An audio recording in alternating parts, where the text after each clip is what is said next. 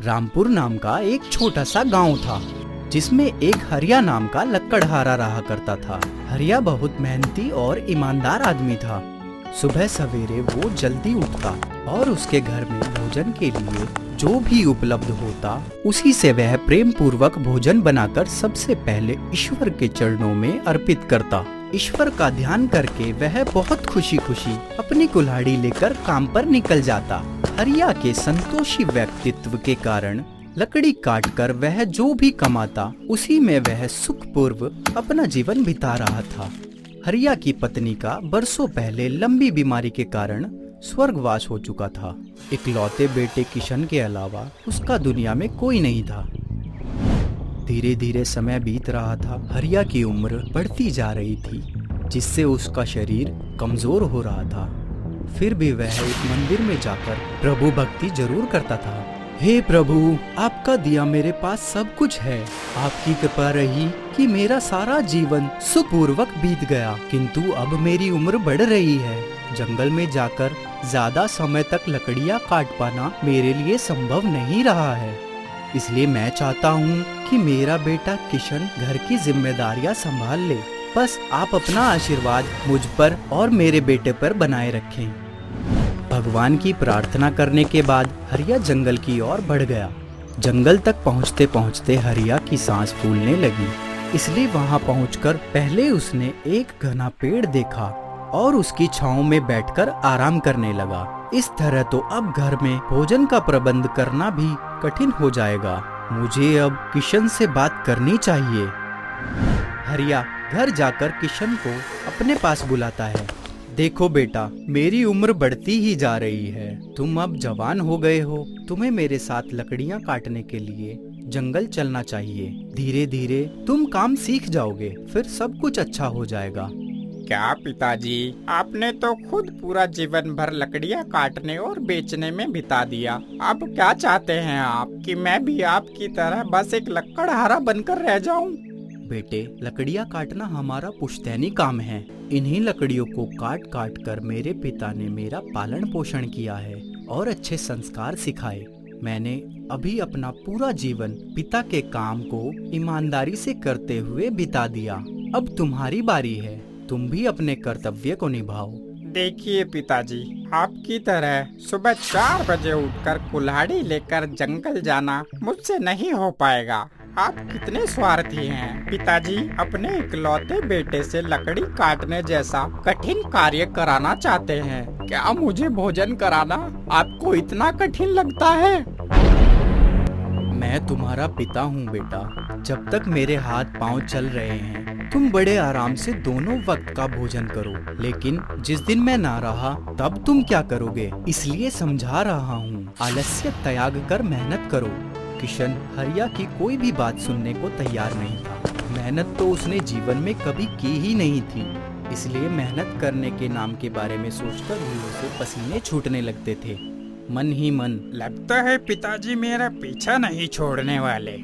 इसलिए वह गांव में घूमकर कोई कम मेहनत वाला काम ढूंढने लगता है।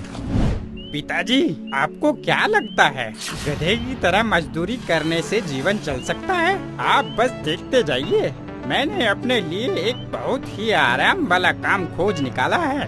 अपने बेटे की बात सुनकर हरिया उसे कुछ नहीं बोलता और जाकर अपना भजन करने लगता है। हे प्रभु, मेरे बेटे को सद्बुद्धि देना, आपसे बस इतनी ही कामना है। मुझ गरीब के बुढ़ापे का एक ही सहारा है। अगले दिन हरिया लकड़ी काटने जंगल की ओर निकल जाता है और उसका बेटा किशन सेठ मुकुंद लाल के यहाँ काम करने के लिए निकल पड़ता है।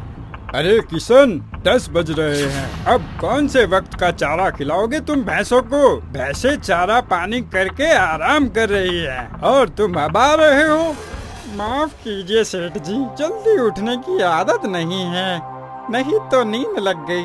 आगे से गलती नहीं होगी। सेठ की फटकार खाकर अगले दिन लकड़हारा किशन सेठ की भैंसों को चराने के लिए बिल्कुल समय पर पहुंच गया। सुबह की ठंडी ठंडी हवा चल रही थी। सेठ की भैंसें नदी किनारे हरी हरी घास चर रही थी। किसान आराम से एक जामुन के पेड़ के नीचे बैठा मीठी ठंडी हवा का मजा ले रहा था। अचानक उसकी आंख लग गई। आंख लगी तो लगी उस ठंडी ठंडी हवा में उसको ऐसी नींद आई कि वह पूरा दिन वह पेड़ के नीचे मजे से सोता रहा। अचानक उसकी नींद खुली तो वह चौंक कर उठ बैठा, आसपास नजर घुमाई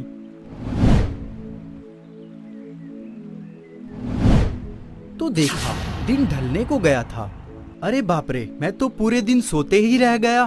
दौड़कर वह जल्दी जल्दी सभी भैंसों को इकट्ठा करने लगा। किंतु यह क्या, जब वह घर से भैंसों को लेकर चला था तब वह पूरी 15 थी और अब सिर्फ 14 भैंस नजर आ रही थी। किशन ने यहाँ वहाँ जगह दौड़ लगाई, लेकिन 15वीं भैंस का कोई पता नहीं चल रहा था। न जाने वो चारा खाते खाते दूसरे गांव निकल गई या नदी में गिरकर डूब गई। अब तो किशन का दिल घबराने लगा। अपने आलस्य के कारण बड़ी मुसीबत में फंस गया था। किसी तरह डरते डरते वह सेठ के घर आया और उसे सारी घटना कह सुनाई। अरे मूर, तेरे जैसे कामचोर आलसी आदमी को काम पर रखकर मैंने अपने पैरों पर खुद कुल्हाड़ी मार ली है। गांव भर में लोग तुझे आलसी कामचोर सही ही कहते हैं। कहाँ तो तेरा बाप वो इतना मेहनती और कहाँ तू अपने बाप के माथे पर कलंक। सेठ, आपका भैंस का हर जाना मैं भर दूंगा, लेकिन आप मुझसे इस तरह बात नहीं कर सकते। अरे तेरे जैसे निकम्मे को गांव भर में कोई काम नहीं मिलने वाला। मेरा पैसा क्या तू डाका मार कर चुकाएगा? सेठ की बातें सुनकर किशन दुखी मन से घर लौट आता है। अब तो गांव भर में आलस्य के चर्चे हर जुबान पर चढ़ गए थे। पिताजी, मैं भी आपके साथ लकड़ी काटने जाऊंगा, पैसा कमाऊंगा और सेठ के मुंह पे पैसा मारूंगा। अगले दिन सुबह ही हरिया की तबीयत खराब हो जाती है और वो जंगल में लकड़ी काटने नहीं जा पाता। किशन अकेले ही पिता की कुल्हाड़ी हाथ में लिए लकड़ी काटने को निकल पड़ता है। जंगल में पहुंचते पहुंचते ही उसे थकान होने लगती है और भूख से कमजोरी महसूस होने लगती है। वह कागज में लिपटी रोटियां निकाल कर खाने लगता है। खाने के बाद तो मुझसे हिला भी नहीं जाता। सच में बहुत नींद आ रही है। ऐसा करता हूँ, थोड़ी देर आराम कर लेता हूँ। यहाँ कौन सा मुझे सेठ की भैंस गुम होने का डर है। सोकर उठूंगा तो झटपट लकड़ियाँ काट लूंगा। ऐसा विचार करके किशन पेड़ के नीचे सो जाता है। कई घंटे बीत जाते हैं, लेकिन आलसी किशन तो चैन को बंसी बजाते नींद ले रहे था। उधर ब्रह्मलोक में भी बैठे भगवान विष्णु किशन की हरकतें देख रहे होते हैं। नारायण नारायण, प्रभु हरिया ने तो जीवन भर सच्चे दिल से आपकी भक्ति की है। निवाला मुंह में रखने से पहले हमेशा आपको भोग लगाया है। माफ कीजिए भगवान, किंतु उसके साथ न्याय नहीं हुआ है। भरी जवानी में पत्नी चली गई। जीवन भर कठोर तप करके बेटे को बड़ा किया तो वह भी निकला आलसी निकम्मा। इस तरह तो आपकी भक्ति पर प्रसन्न चिन्ह लग रहा है भगवान। आखिर इस लक्कड़हारे हरिये के भाग्य में आपने अभी तक कितने कष्ट लिखे हैं। नारद, हम सिर्फ मार्ग दिखा सकते हैं। अच्छा या बुरा पथ चुनना इंसान के अपने हाथों में होता है। हमने उसे मार्ग दिखाया है कि वह सेठ के यहाँ जाकर काम करे, लेकिन अपने कर्म के प्रभाव से उसने नौकरी खो दी। इसमें हमारा क्या दोष है। नारद जी बार बार हरिया को भक्ति का हवाला देकर किशन का उद्धार करने के लिए कहते हैं। अच्छा ठीक है, हम उसे एक मौका देते हैं। अगर वो चाहे तो अपना भाग्य बदल सकता है। अगले दिन फिर से किशन जंगल में लकड़ी काटने निकला, किंतु 2-4 शाखा काटते ही थकान होने लगती है और वह आराम करने के लिए पेड़ के नीचे लेट जाता है। तभी विष्णु जी एक कमजोर बूढ़े का भेष धरकर उसके पास आते हैं। बालक, मैं बूढ़ा कमजोर आदमी हूँ। जंगल में मार्ग भटक गया हूँ। मुझे बहुत प्यास लगी है। लगता है पानी ना मिला तो प्राण निकल जाएंगे। क्या तुम मुझे पानी पिला दोगे? किशन बूढ़े की बात सुनकर अनसुनी कर देता है और अपनी जगह आंख बंद करके लेटा रहता है। बूढ़ा कई बार उससे विनती करता है, किंतु आलसी किशन अपनी जगह से टस से मस नहीं होता है। देखा नारद, मैंने कहा था ना, इंसान अपना भाग्य कर्मों से निर्धारित करता है। अपने आलस्य में उसने मेरी ओर आंख खोलकर देखा तक नहीं। नारायण नारायण, भगवान इंसान तो अपनी गलतियों का पुतला है। आप किशन को एक मौका और प्रदान करें। अगले दिन भगवान फिर से बूढ़े का वेश धरकर किशन के पास पहुँचे। उस समय वह लकड़ियाँ काट रहा था। आज संयोग से हरिया भी किशन के साथ ही आया था। अरे बेटा, थोड़ा पानी मिलेगा? मैं मार्ग भटक गया हूँ। अरे बाबा, कुछ ही दूर पर कुआं है, जाओ और पानी पी लो। मेरे लिए भी लेते आना, प्यास लगी है। मैं एक बूढ़ा हूँ, इस आयु में कुएं से पानी खींच पाना मेरे लिए संभव नहीं है। अगर तुम पानी पिला सकते हो तो ठीक है, नहीं तो मैं चलता हूँ। तभी हरिया वहाँ आ जाता है। इतना भी क्या आलस किशन, एक बूढ़े कमजोर को तुम 2 बूंद पानी नहीं पिला सके? जाओ और कुएं से जल खींच कर लाओ। किशन कुएं की तलाश में आगे बढ़ने लगता है, किंतु आज प्रभु की ऐसी माया थी कि कुआं उसे दिखाई नहीं पड़ता था। जंगल में कुआं ढूंढते ढूंढते वह बहुत दूर निकल आया। अब तो प्यास के कारण उसके प्राण सूखे जा रहे थे। तभी देखा कि सामने एक कुआं है। किशन दौड़कर कुएं के पास गया। कुएं में पानी बहुत गहराई में था। किशन प्यास से बेहाल था। उसने रस्सी कुएं में डाली, किंतु बार बार उसकी मटकी खाली ही ऊपर आ जाती थी। किशन ने भी आज हार न मानने की ठान ली थी। उसने एक बार फिर पूरी ताकत लगाकर मटकी कुएं में डाली। इस बार मटकी का वजन बहुत ज्यादा था। किशन ने मटकी ऊपर खींची तो उसमें हीरे मोती भरे हुए थे। किशन के आश्चर्य का ठिकाना न रहा। उसने एक बार फिर मटकी कुएं में उतारी। इस बार साफ मीठे जल से उसकी मटकी भर गई। किशन ने मन भर जल पिया और बाकी का जल लेकर बूढ़े की ओर बढ़ गया। कुछ ही देर में वह दोनों मटकियों के साथ पिता के सामने खड़ा था। महाराज, आपका बहुत बहुत धन्यवाद। आप अगर मुझसे ये पानी न मांगते तो ये खजाना मुझे कभी न मिलता। देखो बेटा, ये खजाना तो हमेशा तुम्हारे पास में ही था, बस तुम्हें इसका बोध नहीं था। तुमने कुआं ढूंढा और उसमें से कठिन परिश्रम करके इसे पाया। अगर तुम ऐसे ही मेहनत करोगे तो जीवन में जो चाहे वो पा सकोगे। इतना कहकर प्रभु अंतर ध्यान हो गए। किशन को भी अपनी गलती का एहसास हो गया था। उसने आज के बाद कभी भी आलस्य न करने की कसम खा ली। कहते हैं वही आलसी लकड़हारा किशन बाद में एक बड़ा व्यापारी बन गया और उसने देश विदेश में नाम कमाया। राजगढ़ नाम का एक सुंदर राज्य था, जहाँ पर राजा कृष्णदेव राज किया करते थे। राजा कृष्णदेव अपनी प्रजा से बहुत प्रेम करते थे। राज्य की भलाई और परोपकारी की खातिर राजा कृष्णदेव महीने में 2 बार जनता दरबार लगाते थे, ताकि जरूरतमंद और गरीब लोग आकर महाराज से मदद मांग सके। महाराज भी हर जरूरतमंद की दिल खोल कर मदद किया करते थे। धीरे धीरे समय बीता। अब राज्य में हर ओर सुख शांति और समृद्धि फैली हुई थी। जब हर ओर सुख ही सुख दिखाई पड़ने लगा तो महाराज कृष्णदेव को अपने राजपाट और धन ऐश्वर्य पर घमंड होने लगा।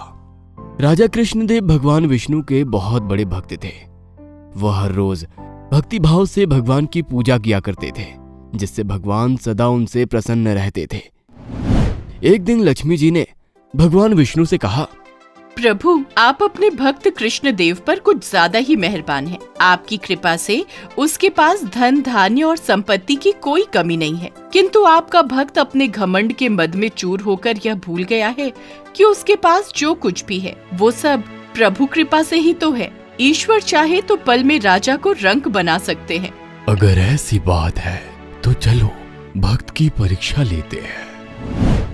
इतना कहकर भगवान विष्णु एक साधु का वेश बनाकर राजा के दरबार में पहुंच जाते हैं। राजन, हम नारायण के भक्त हैं। हिमालय की पहाड़ियों पर तपस्या करके लौटे हैं। मार्ग में आपका राज्य पड़ा तो यहाँ भी चले आए। शायद यही प्रभु की इच्छा रही होगी कि आपको भी प्रभु का आशीर्वाद मिल जाए।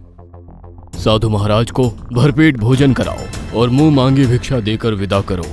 हम तपस्वी हैं राजन, ना तो हमें भोजन की लालसा है ना ही धन की। हम तो बस आपको आशीर्वाद देने चले आए थे, किंतु आप तो हमें भेजने की जल्दी में दिखाई दे रहे हैं। ठीक है, कोई बात नहीं, हम जाते हैं। नारायण नारायण। इतना कहकर साधु महाराज वहां से जाने लगते हैं। ठहरिए महाराज, मैंने आज तक अपने द्वार से किसी ब्राह्मण को बिना दक्षिणा के नहीं जाने दिया है। भोजन ना सही, आप दक्षिणा अवश्य लेकर जाएं। हम एक बार फिर कह रहे हैं कि हम आपके द्वार पर आशीर्वाद देने आए थे, किंतु अगर आपकी यही इच्छा है तो यही सही। राजन, अगर आप चाहते हैं कि हम आपके द्वार से दक्षिणा लेकर जाएं, तो मेरी भी एक शर्त है। मैं दक्षिणा आपकी इच्छा के अनुसार नहीं, अपनी इच्छा अनुसार लूंगा। मेरे राज्य में अन्न धन किसी भी वस्तु की कमी नहीं है। मैं दोनों हाथों से लुटा दूं तब भी मेरा खजाना खाली नहीं होगा। आप निर्भय होकर कहिए महाराज, आपको दक्षिणा में क्या चाहिए? राजन, दक्षिणा के रूप में आप मुझे 1 रुपया दीजिए। मैं आने वाले 40 दिनों के लिए आपके राज्य में ही रहूंगा और हर रोज आकर अपनी दक्षिणा लेकर जाऊंगा, किंतु नियम बस यही रहेगा कि हर आने वाले दिन को मैं पिछले दिन से दुगनी राशि लूंगा। बोलो, दे पाओगे? बस इतनी सी बात। हमने आपको जुबान दी है महाराज, आपका जब तक दिल करे आप यहाँ प्रवास करिए और हर रोज आकर इच्छा अनुरूप दक्षिणा लेकर जाइए। राजा की बात सुनकर साधु प्रसन्न हो जाता है। महाराज कृष्णदेव पहले दिन की दक्षिणा के रूप में साधु को 1 रुपया दे देते हैं। साधु भी अपना 1 रुपया लेकर माथे से लगाकर वहां से चला जाता है। अगले दिन फिर साधु वहां आता है और पिछले दिन की दुगनी रकम की मांग करता है। मंत्री धर्मराज साधु को 1 रुपए से दुगनी रकम यानी कि 2 रुपए देता है। साधु भी 2 रुपए लेकर नारायण नारायण करता वहां से चला जाता है। तीसरे दिन फिर साधु आता है। इस बार वो 4 रुपए लेकर वहां से चला जाता है। इसी तरह साधु 4 के बाद 8 रुपए, फिर 16, फिर 32। इसी तरह हर रोज आकर अपनी दक्षिणा लेता और लौट जाता। धीरे धीरे पूरे 26 दिन बीत जाते हैं। पर एक दिन मंत्री और कोषाध्यक्ष घबराते हुए राजा के पास जाते हैं। महाराज कुछ कीजिए, थोड़ी ही देर में साधु महाराज आते ही होंगे। आज उनका सामना करने का सामर्थ्य हमारे अंदर नहीं है। साधु महाराज के आने से आप दोनों इतने चिंतित क्यों हैं? क्या बात है, खुलकर कहिए। महाराज, साधु आकर अपनी दक्षिणा मांगेंगे और फिर हम उनकी दक्षिणा देने में समर्थ नहीं हैं। अगर आज हमने उन्हें दक्षिणा दे दी तो राज्य का शाही खजाना खाली हो जाएगा और हमारे भूखे मरने की नौबत आ जाएगी। मंत्री, ये कैसी बातें कर रहे हैं आप? हमारे भंडार में तो इतना धन भरा है कि आने वाली 4 पुश्ते बिना कुछ किए बैठकर ही खा सकते हैं, और आप कह रहे हैं साधु को देने के लिए हमारे पास धन ही नहीं है। गुस्ताखी माफ हो महाराज, किंतु आपने साधु महाराज की शर्त को शायद ध्यान से नहीं सुना। उन्होंने कहा था कि वो हर आने वाले दिन में पिछले दिन से दुगना धन दक्षिणा रूप में लेंगे। इस तरह पहले दिन 1 रुपया, दूसरे दिन 2 रुपया, तीसरे दिन 4, चौथे दिन 8, पांचवें दिन 16, छठे दिन 32, 8वें दिन 128। इसी तरह हर आने वाले दिन में साधु हमसे दुगनी रकम लेता रहा। इस तरह आज 28वें दिन में हमें बाबा को 13,42,70,000 रुपए देने हैं। पिछले दिनों की दक्षिणा लेने के बाद अब शाही खजाने में केवल 5 करोड़ ही बचे हैं। अब आप ही बताइए महाराज, हम 13 करोड़ की रकम कहाँ से लाएंगे? हमने तो सोचा था साधु बाबा ने बड़ी छोटी सी दक्षिणा मांगी है, 1 रुपए में होता क्या है, लेकिन हमने तो ये सोचा ही नहीं कि 40वें दिन पहुँचते पहुँचते ये राशि कितनी गुना हो जाएगी। महाराज, आपने साधु महाराज को वचन दिया था, वे आपके वचन से बंधे हैं। अगर आप उनसे प्रार्थना करें तो शायद वे अपनी 40 दिन की दक्षिणा छोड़कर यहाँ से लौट जाए। ये तो बड़े संकट की बात है महामंत्री। हमने आज तक किसी साधु को अपने द्वार से दक्षिणा दिए बगैर जाने नहीं दिया है। आज हम किस मुंह से उन महात्मा का सामना करेंगे? राजा चिंतित स्वर में अपने मंत्रियों के साथ चर्चा कर ही रहे थे कि तभी वहां साधु महाराज आ जाते हैं। नारायण नारायण, मेरी दक्षिणा तैयार है ना राजन? महाराज, हमें क्षमा कीजिए, किंतु आपको दे सकूं इतना धन हमारे खजाने में नहीं है। हमारा शाही खजाना खाली हो गया है, हमारा राज्य कंगाल हो गया है महाराज। ये आप क्या कह रहे हैं राजन? आप तो कह रहे थे कि आप अपने द्वार से कभी साधु को खाली नहीं लौटाते, तो क्या आप हमें खाली हाथ ही लौटा देंगे? हम हाथ जोड़कर आपसे क्षमा मांगते हैं महाराज। बाद में आप हमारे राज्य को श्राप मत दीजिएगा। राजा की बात सुनकर साधु महाराज मुस्कुराने लगते हैं। उनके चेहरे का तेज और मधुर मुस्कान देखकर राजा समझ जाते हैं कि ये कोई साधारण साधु नहीं है। महाराज, हम समझ गए हैं कि आप कोई महापुरुष है। आपके यहाँ आने का प्रयोजन भी कुछ और ही है। कृपया करके मेरी भूल को क्षमा करके मेरा मार्गदर्शन करें। राजा को अपने सामने नतमस्तक देखकर साधु राजा को समझाने लगते हैं।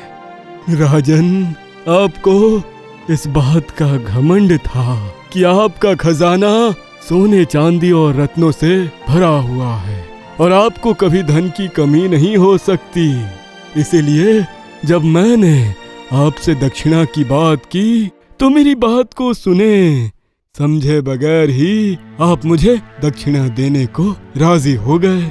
उस समय आपकी बुद्धि पर घमंड का पर्दा लगा हुआ था, जिसके कारण आप कुछ भी सोच समझ नहीं पा रहे थे। घमंड मनुष्य के पतन का कारण होता है राजन। इसलिए धन और तन का कभी घमंड नहीं करना चाहिए। जो तुम्हारे पास था वो भी प्रभु का दिया हुआ था और जो तुमने खोया वो भी किसी न किसी रूप में प्रभु को ही समर्पित हो गया। फिर घमंड किस बात का? साधु की बात सुनकर राजा हाथ जोड़कर साधु से क्षमा मांगता है। आपकी बात मैं समझ गया महाराज, किंतु आपके 40 दिन की दक्षिणा देने का सामर्थ्य अब मुझ में नहीं है। इसलिए अब आप चाहे तो मैं ये राजगद्दी आपको समर्पित कर सकता हूँ। यही अंतिम उपाय बचता है। राजा की बात सुनकर साधु मुस्कुराने लगते हैं। नारायण नारायण, सन्यासी को राजगद्दी का मोह नहीं होता राजन। जाओ जाओ, मेरा आशीर्वाद है कि जिस खजाने से तुमने मुझे भिक्षा दी है, ईश्वर उस खजाने को सदा धन से भरा रखे। बस एक बात का ध्यान रखना, घमंड में चूर होकर खुद को ईश्वर मत समझने लगना। राजा को आशीर्वाद देकर साधु नारायण नारायण करते वहां से अंतर्ध्यान हो जाते हैं। तेनाली रामा और साड़ी का रहस्य। राजा कृष्णदेव राय विजयनगर राज्य के महाराज थे। तेनाली रामा राजा कृष्णदेव राय के दरबार के अष्ट दिग्गजों में से एक थे। उनके मुख्य सलाहकार के रूप में काम करते थे। तेनाली एक कवि थे। कविताओं के अतिरिक्त वे हास परिहास और अपनी तेज बुद्धि के कारण जनमानस में बेहद लोकप्रिय थे। एक बार की बात है, महाराज कृष्णदेव राय अपने राज दरबार में राजकीय कार्यवाही में व्यस्त थे। तभी एक सैनिक उनके सामने आता है। महाराज की जय हो। महाराज, एक स्त्री है जो काफी समय से आपसे मिलने की हट कर रही है। यदि आप आज्ञा दें तो मैं उसे दरबार में भेज दूं। हम अभी राज्य के कार्यों में व्यस्त हैं, किसी से भी मिलने के इच्छुक नहीं हैं। आप उन्हें कल आने के लिए कहकर भेज दीजिए। महाराज की आज्ञा पाकर सैनिक वहाँ से बाहर चला जाता है। कुछ देर बाद, गुस्ताखी माफ हो महाराज, वह स्त्री अपनी हट छोड़ ही नहीं रही है। उसका कहना है कि वह महाराज को कुछ अद्भुत और अविश्वसनीय चीज दिखाना चाहती है और वो उसे दिखाए बिना यहाँ से नहीं जाने वाली। सैनिक की बात सुनकर महाराज कृष्णदेव राय ने ठंडी सांस भरते हुए सैनिक से कहा, ठीक है, आने दो उस स्त्री को, हम भी तो देखें आखिर वो कौन स्त्री है जो यहाँ आने के लिए इतनी आतुर है। महाराज से आज्ञा पाकर सैनिक कुछ ही देर बाद उस स्त्री के साथ दरबार में हाजिर हो जाता है। उस स्त्री ने हाथ में एक बक्सा पकड़ा हुआ था। महाराज, यही है वह स्त्री जो काफी देर से आपसे मिलने की हट कर रही थी। कहिए देवी, आप हमसे क्यों मिलना चाहती थीं? सैनिक ने बताया कि आप हमें कुछ विशिष्ट दिखाना चाहती हैं। बताइए, क्या है वो? महाराज के पूछने पर वो स्त्री अपना बक्सा खोलकर उसमें से एक साड़ी निकालती है और राज दरबार में बैठे सभी लोगों को वो साड़ी दिखाने लगती है। वो साड़ी बेहद मखमली और खूबसूरत थी। साड़ी इतनी खूबसूरत थी कि जो भी उसे देखता अपलक देखता ही रह जाता। ये देखिए महाराज, मैं यही साड़ी दिखाने के लिए आपसे मिलना चाहती थी। क्या आपको इस साड़ी में कुछ भी विशेष नहीं लगा? ये साड़ी तो बेहद खूबसूरत है देवी। हम इस साड़ी की खूबसूरती को देखकर चकित हैं। कृपया आप हमें बताइए कि आपने ये साड़ी कहाँ से ली है? महाराज, ये साड़ी मैंने स्वयं अपने कारीगरों के साथ मिलकर बनाई है। हम सब एक गुप्त तरीके से बुनकर इस साड़ी को तैयार करते हैं। बस मैं आपको अपनी इसी कला से अवगत कराना चाहती थी, इसीलिए बार बार सैनिकों से आपसे मिलने के लिए अनुरोध कर रही थी। आपकी कला से हम बेहद प्रसन्न हुए। क्या आपके पास ऐसी और सुंदर साड़ियाँ हैं? हम साड़ियों को लेना चाहेंगे। महाराज, मेरे पास और साड़ियाँ तो नहीं हैं, किंतु यदि आप चाहें तो आप मुझे और मेरे कारीगरों को अपने राजमहल में रुकने की अनुमति दे दें। हम सभी मिलकर आपके लिए इससे भी सुंदर साड़ियाँ बना देंगे। स्त्री की बात सुनकर राजा कृष्णदेव राय उस स्त्री को अपने राजमहल में रुकने की आज्ञा दे देते हैं। आप शीघ्र अति शीघ्र हमारे लिए ऐसी ही सुंदर मखमली साड़ियों का निर्माण करिए। साड़ियों की बुनाई के लिए आपको जिस भी वस्तु की आवश्यकता हो आप हमें बताइए, हम उन्हें मंगवा देंगे।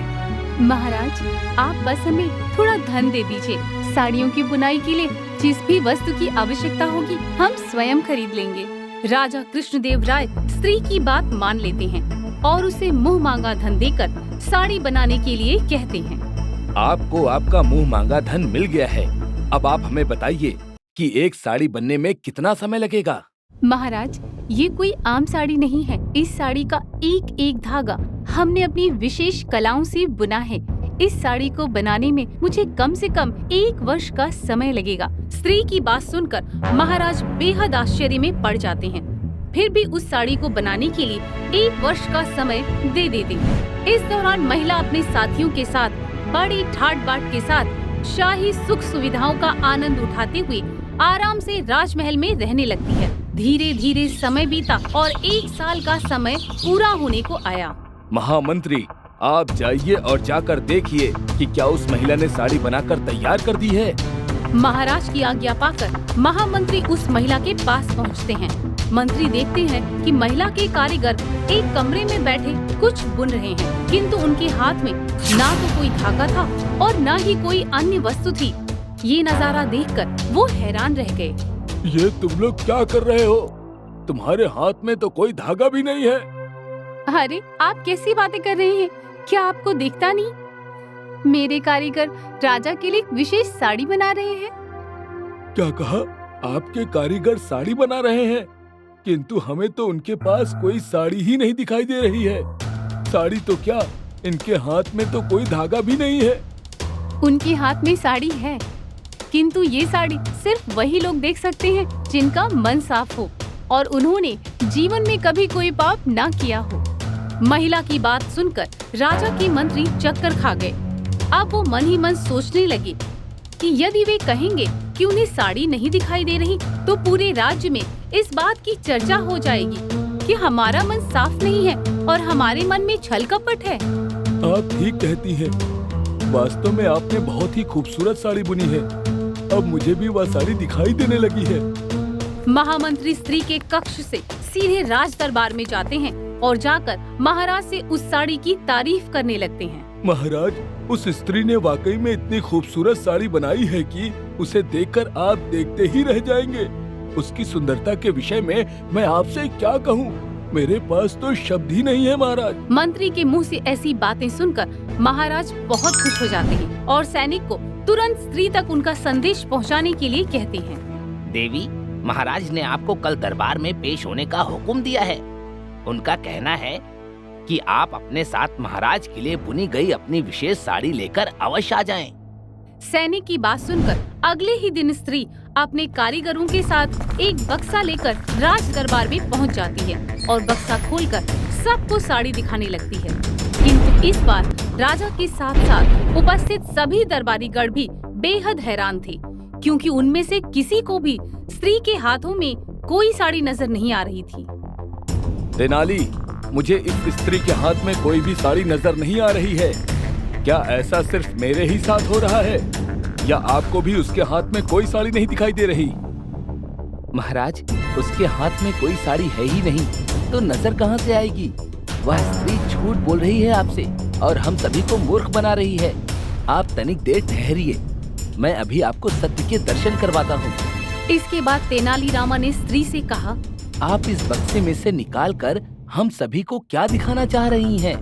हम में से किसी को भी आपके हाथ में कोई भी साड़ी नजर नहीं आ रही है। ये तो बड़ी हैरत की बात है हुजूर, इतनी बड़ी राजसभा में किसी भी व्यक्ति को ये साड़ी नजर नहीं आई, क्योंकि ये साड़ी सिर्फ उसी को दिखाई दे सकती है जिसके मन में छल कपट और लोभ ना हो। कहने का अर्थ ये है कि जो व्यक्ति मन से बिल्कुल साफ होगा उसी को ये साड़ी दिखाई देगी। महिला की बात सुनकर तेनाली गहरी सोच में पड़ गए। वे जानते थे कि महिला अवश्य ही झूठ बोल रही है, किंतु उसके झूठ को पकड़कर पूरे राज दरबार के सामने लाना अभी भी एक चुनौती भरा कार्य था। तभी तेनाली को एक योजना सूझती है। हम आपकी कला से बेहद प्रभावित हुए हैं, इसीलिए महाराज चाहते हैं कि कल आप इस साड़ी को स्वयं पहनकर राज दरबार में आ जाएं और सभी को अपनी खूबसूरत साड़ी दिखाएं। तेनाली की बात सुनकर स्त्री के चेहरे का रंग उड़ गया और वो घबरा गई। नहीं नहीं, मैं ये साड़ी नहीं पहन सकती। मैं कैसे पहन सकती हूँ इस साड़ी को?